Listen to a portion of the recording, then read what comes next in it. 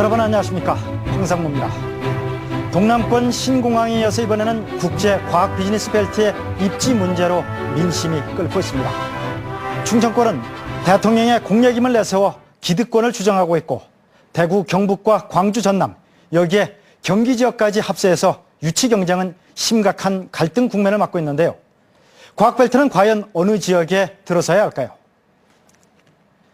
이러진다는 오늘은 대형 국책 사업을 놓고 잇따르고 있는 지역 간의 갈등을 극복할 해법은 무엇인지, 과학벨트의 핵심 쟁점과 해법을 진단해 보겠습니다. 이후에는 과학 비즈니스 벨트 유치에 나선 5지역의 단체장 가운데 분산 배치론을 앞장서서 제기한 강훈태 광주시장을 모시고 대담 이어가도록 하겠습니다.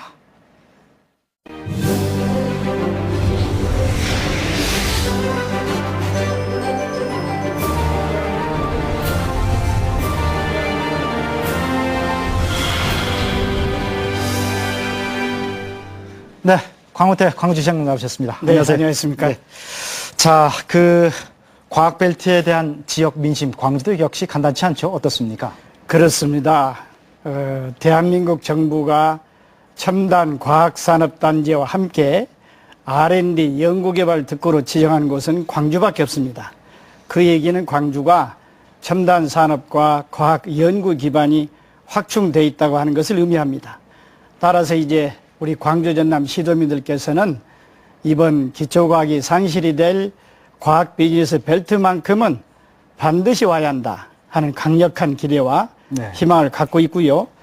이제 심사위 활동이 막 시작이 됐습니다만은 그 소식과 더불어서 자발적인 지금 유치 서명운동이 들어갔는데 3일밖에 안 됐습니다. 벌써 한 50만이 넘었습니다. 네. 그럴 정도로 유치와 그 희망이 아주 대단히 뜨겁습니다. 잘 알겠습니다.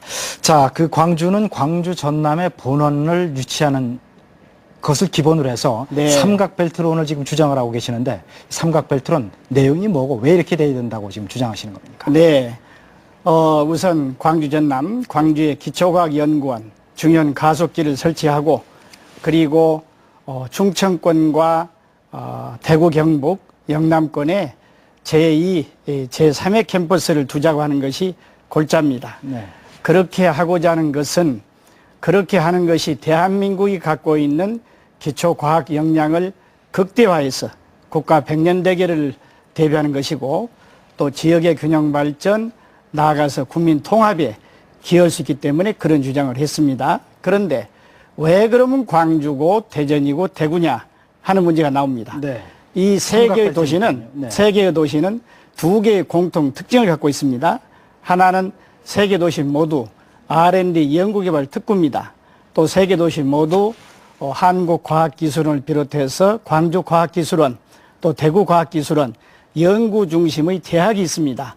그리고 이들 지역은 주로 응용기술을 하고 있기 때문에 응용기술 전에 기초과학을 함께하면 더 시너지 효과가 있지 않겠습니까? 네. 그래서 삼각벨트론이 나온 것입니다. 자, 그런데 말이죠. 지금 시장님 국민 통합 또 지역 균형 발전 말씀하셨는데, 이 과학단지인데 너무 정치적으로 접근하는 것 아니냐, 이런 반론이 있는데요. 어떻습니까? 전혀 그렇지가 않습니다. 우선 이 가장 저가반 지역이기 때문에 허벌판에다가 기초과학연구원 중요한 가속기를 세울 수는 없는 거 아니겠습니까? 네. 그야말로 연구 기반, 그리고 첨단 산업으로 갈 가능성이 있는 곳을 선정해야 되지 않겠습니까? 그럼 하나씩 좀 따져보죠. 입지 네, 조건. 그러시죠. 네. 평가 기준으로 보게 되면 먼저 배후 산업 단지라든가 또는 기초 연구 시설 단지라든가 얼마만큼 잘 갖춰져 있느냐 얘기를 하는데, 그런 점에서 예를 들어서 지금 광주의 그런 시설이 너무 다른 지역에 비해서 상대적으로 떨어져 있는 것 아니냐, 이런 지적입니다. 전혀 그렇지 않습니다. 네. 결론을 먼저 말씀드리면 인구 1인당 대비 박사 수는 대한민국에서 가장 많습니다. 우리 광주가? 그렇습니다. 네. 그다음에 이제 광주에는 세계 10등의 대학이 있습니다. 연구 부분에서 작년에 영국의 QS라고 하는 기관에서 세계 모든 대학을 평가해서 발표를 했습니다. 네. 연구 부분 100대 대학을 보면 우리나라는 2개 대학이 들어가 있습니다. 광주 과학기술원이 10등, 그리고 포항공대가 56등, 그 좋다고 하는 서울공대, 또 카이스트 100등 안에 못 들어가 있습니다. 또 광주에는 이 과학기술원을 비롯해서 크고 작은 연구소가 353개나 있어서 대단히 지금 밀접돼 있고요. 잠깐만요. 예. 그 아까 그 대학 네 가를 이제 언급을 하셨는데 그 어떤 기준으로 그 저 광주과학기술원이 가장 높고 다른 대학들이 후순위입니까? 네, 어떤 기술이냐면 두 가지입니다만은 네. 교수 1인당 그 발표한 논문이 그 소위 우수 논문이라 해서 SIC 등급이 있습니다. 네. 그 논문 수가 가장 많고요. 두 번째는 그 논문을 인용한 횟수. 다른 나라 사람들이 다른 알겠습니다. 학자들이 네. 우수한 논문이기 때문에 인용했을 거 아니겠습니까? 네. 그걸로 봐서 세계 10등입니다. 네. 대단히 하여튼 연구 능력이 탁월합니다. 예. 연구 기반이 그렇고요. 산업 기반 측면에서도 다른 지역에 비해서 좀 약한 것 아니냐. 이런 아닙니다. 지적이 있습니다. 첨단 산업은 가장 앞서 있습니다. 조금 전에도 말씀드렸습니다만 대한민국에서 유일하게 첨단 과학 산업 단지가 지정되어 있는 곳은 광주밖에 없습니다. 광주에는 광산을 비롯해서 그 첨단 단지에 대략 한 490개의 네. 첨단 업체가 있고요. 예컨대 대형 무슨 조선소다, 정유소다 이런 산업이 있는 게 아닙니다. 옹기종기 조그만 중기업, 중견기업 그런 기업들이 모여 있습니다. 그래서 아주 탁월하게 집적도가 높습니다. 사전에 보내주신 질문지 답변서에 보게 되면은 가장 그래도 또 내세우시는 것이 부지 안전성 또 부지 확보 측면 얘기하셨던데 간단하게 좀 얘기 그건 들어보죠. 절대적인 우위를 갖고 있습니다. 광주에는 현재 국유지가 200만 평이 있습니다. 네. 땅값은 정부 고시 가격으로 평당 14,000원입니다. 세종시는 평당 지금 뭐 140만 원 한다고 그래요. 그러니까 100분질입니다. 그 땅이 군 훈련장으로 쓰다가 최근에 광주시하고 국방부하고 협약이 끝났습니다마는 이 시에서 인수하는 절차를 받고 있습니다. 그래서 그런 땅을 활용하면 얼마나 좋겠습니까? 하여튼 절대적인 우위가 있다. 아, 그렇습니다. 네.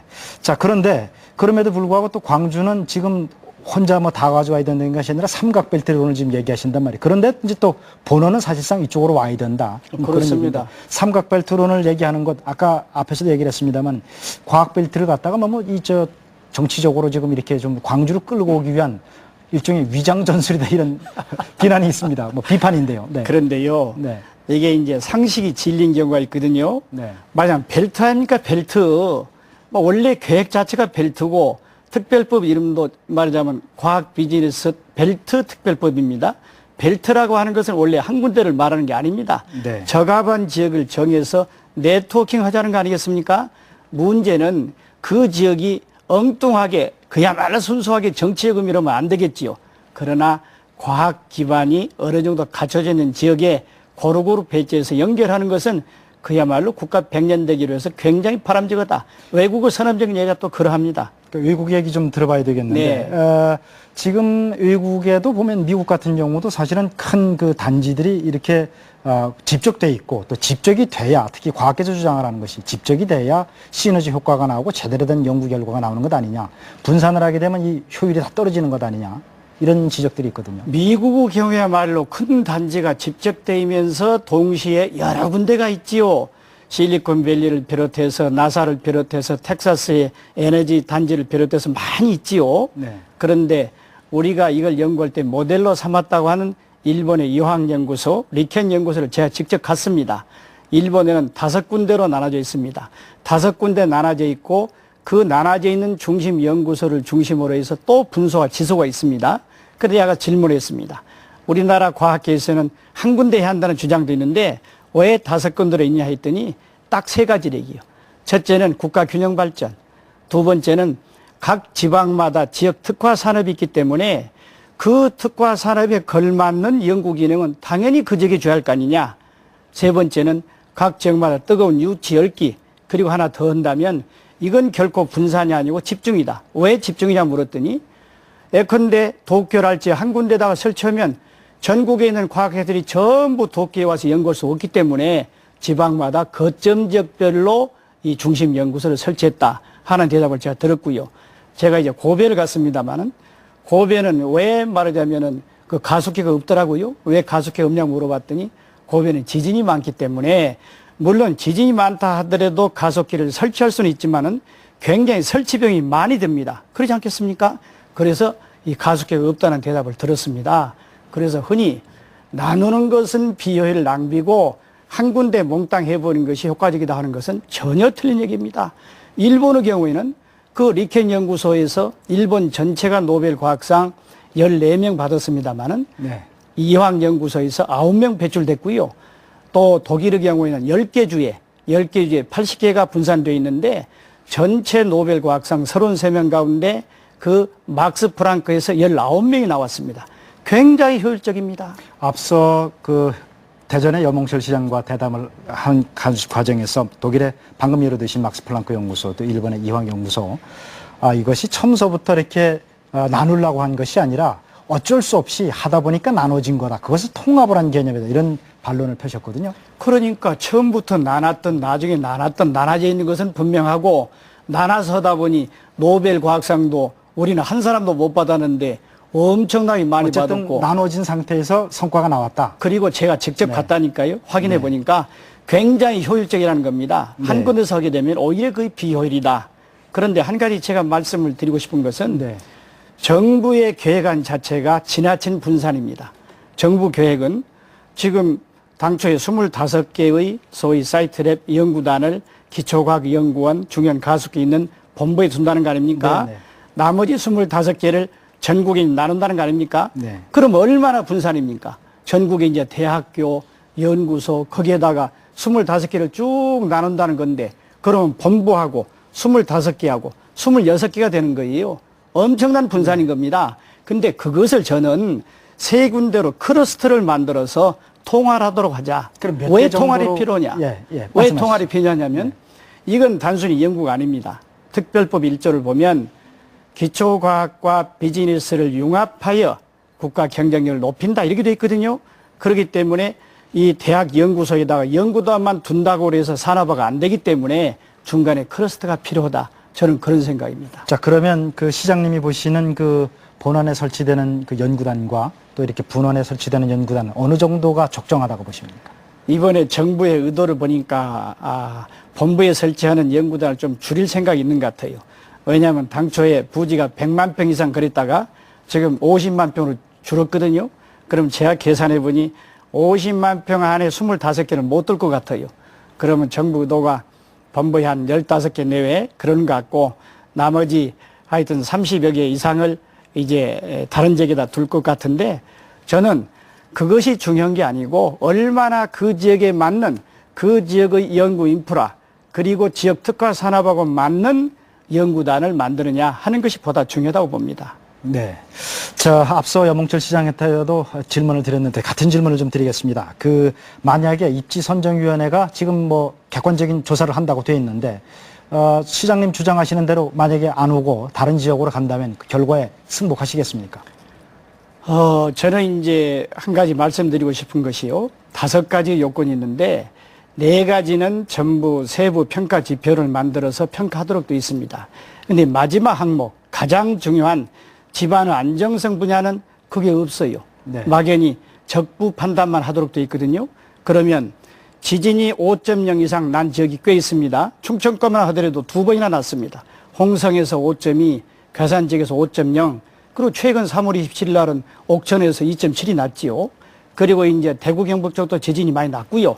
그런데 지진이 많이 난 지역, 지진의 강도가 센 지역하고 지진이 없는 지역하고 설치 비용이 다릅니다. 네. 따라서 이 집안의 안정성 분야도 당연히 세부 지표를 정해서 가중치를 둬가지고 평가를 해야 한다. 알겠습니다. 네. 이게 시정이 안 되면 저는 대단히 불공정하다. 네. 이렇게 봅니다. 자, 마지막 질문이 될 것 같은데요. 간단하게 앞으로 어떤 노력을 기울이실 것인지 정리 멘트 좀 부탁드립니다. 네. 첫째는 평가 항목을 공개해야 됩니다. 지금 들리는 얘기는 25개 내지 30개의 평가 항목이 있다고 합니다만 떳떳하게 국민 앞에 공개할 것을 저는 촉구합니다. 두 번째는 자치단체가 해당 자치단체 의견을 개진할 수 있는 기회를 줘야 됩니다. 세 번째는 집안 안정성 문제에 대해서 세부 평가 지표를 반드시 이것은 개발해서 세부적으로 평가해야 됩니다. 네. 이런 3가지 중심으로 해서 어쨌든 국민들과 함께 호흡하고 설득하고 또 과학계 얘기하고 심사의 자료를 제출하고 그렇게 하겠습니다. 네, 말씀 감사합니다.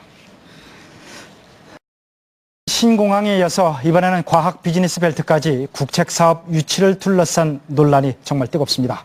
정부에는 공정한 기준에 따른 올바른 결정을 부탁드리고 또 지역민들과 자치단체에는 스스로 망국적 지역 감정에 매몰되는 일이 없기를 충심으로 당부드립니다.